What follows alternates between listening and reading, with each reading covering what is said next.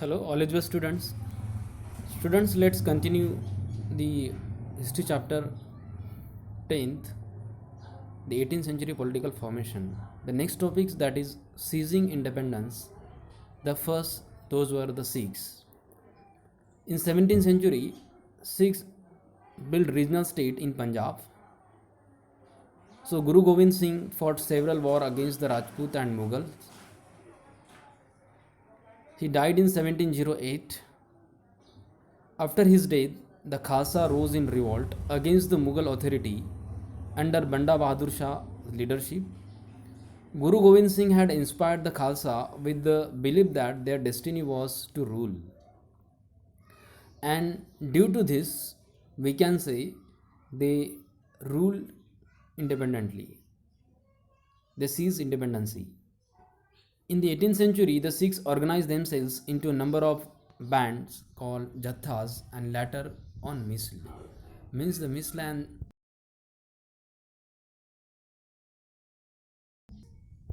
to a number of bands or Jathas. So their combined forces were known as Dal Khalsa, means a grand army. Dal Khalsa means or what? That is the combined forces or combined army forces.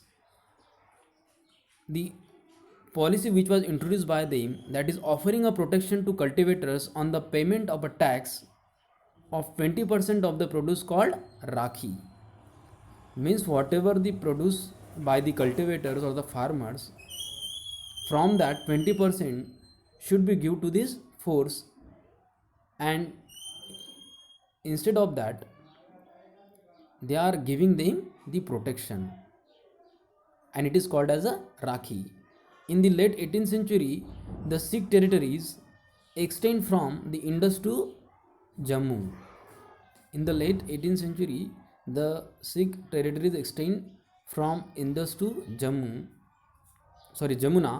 but they were divided under a different rule. Jamuna means here is what? The Yamuna river. But they were divided under a different rulers. So Maharaja Ranjit Singh reunited these all different Sikh rulers, and he established his capital at Lahore in 1799. Means Sikh ruler's capital was Lahore in 1799. Who reunited them? That is Maharaja Ranjit Singh. So the next, the seizing independence were the Marathas. So the powerful regional kingdom uh, established by the Shivaji and which was the stable kingdom for a long time, with the support of a powerful warrior families, that is Deshmukhs. Peasant pastoralists were the backbone of the Marathas army.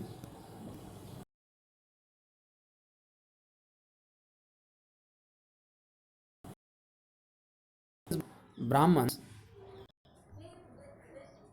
and Peshwas, we can say Jitman Brahmins who were there, those were the Peshwa. Those were the principal ministers in the Shivaji's court. So the Pune became the capital of Maratha kingdom. Now let's see how the Maratha territories expand. Under the Peshwas, the Maratha developed a very successful military organization. And what are the reasons behind the expansion of Maratha territories? The one of the major or the prominent reason, that is the expansion, or we can say the successful military organization. Between 1722 to 1761, the Marathas empire expanded. Malwa and Gujarat were seized from the Mughals by the 1720s. By the 1730s, the Maratha king was recognized as the overlord of the entire Deccan Peninsula. Okay, means 17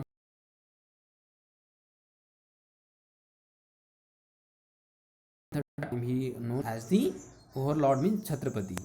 So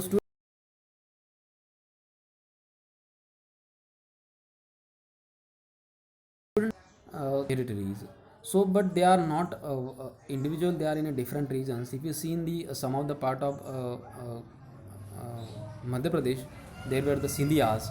In Gujarat, okay, there were the Gaikwad, and in Maharashtra there were already the Peshwas, okay, and in Karnataka in the south part little bit there is the or Andhra, Berars were there, okay, or in the we can say the Bhosle in Chhattisgarh, okay, some part of Andhra, Orissa, okay. So these are the some Maratha rulers who ruled in this region, okay. So let's continue this topic, okay. So in 1739 Delhi was conquered by Marathas. It expanded rapidly into Rajasthan.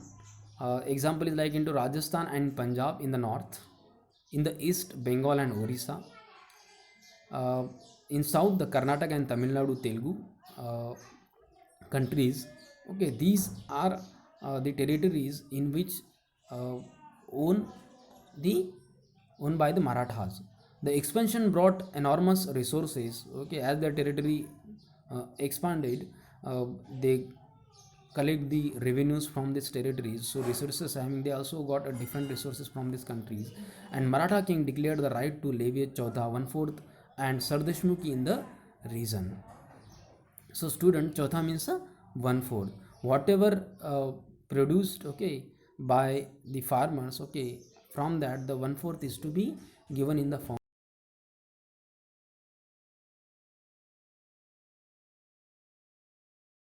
by this Deshmukh, okay, or uh, from that they need to give the 19th part of the revenue to the head revenue, that is called the Sardeshmukh. So these military campaigns also made other rulers hostile towards the Marathas. They were not inclined to support during the third battle of Panipat in 1761.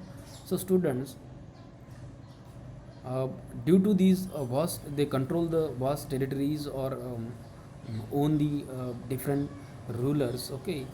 Due to this what happened, they due to this military campaign they hostiles, okay, to the other rulers. They were not inclined to support to the Marathas in the third Panipat battle in 1761, which is fought by the Peshwas, okay, and the Sadashirao was one of the prominent person in that war. So Marathas administrative system develop an effective administrative system. Okay, what are the administrative system developed by the first effective administrative system in that the revenue policies, okay, were introducing taking local conditions into account. Means if they want to collect the revenue, they are having not the same policies in every each and every territories. They are having a different policies according to the conditions in that region. So it's also good for the uh, who pays the taxes. Second, agriculture was encouraged and trade was reviewed, okay. If you see the Malwa region when they controlled by the Marathas, okay, there is a lot of progress happen. So the new trade routes emerged. The silk produced in the Chanderi region now found in the new outlet in Pune, uh, the Maratha capital, okay. Student, these are the some policies through they control.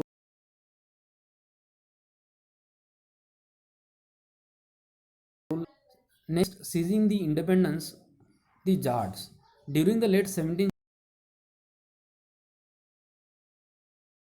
century, acquired control over territories situation to the west of the city of Delhi.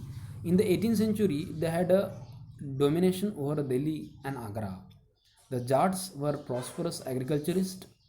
We say the Haryana, Punjab, these are the some part, okay, where the Jat and Jammu and Kashmir little bit part. The Jats were the proper prosperous agriculturalists. Under the Suraj the kingdom of Bharatpur emerged as a strong state. The Bharatpur fort was built in a fairly traditional style. If you see this, the top of this slide, this is the uh, some we say elaborated garden palaces, okay. So these built at the dig, okay, and this we can say the some of the architectural style has to be built by these Jat people. They developed the cities like Panipat and Balargar, okay, as the important trading centers. Students, some important points we must should be remember. That is, we must remember, sorry, the subadar means who is subedar, we called it, okay, a senior official of the Mughal empire who govern and assign a subha means what, a province, means a particular region. Fauzdar, a Mughal military commander. Idardar means a revenue farmer. Izadar means we can see even the contractual person who uh, on lease or tenant we say. Misl, a band of Sikh warriors. Chautha, 25% of the land revenue claimed by zamindars, which was taken by the collected by the Marathas in Deccan. Revenue paid to the head revenue like Kunis, the Maratha peasant warriors, military force. Umra means a high noble. Student, if you have any problem, message me or call me. Thank you. Thank you so much.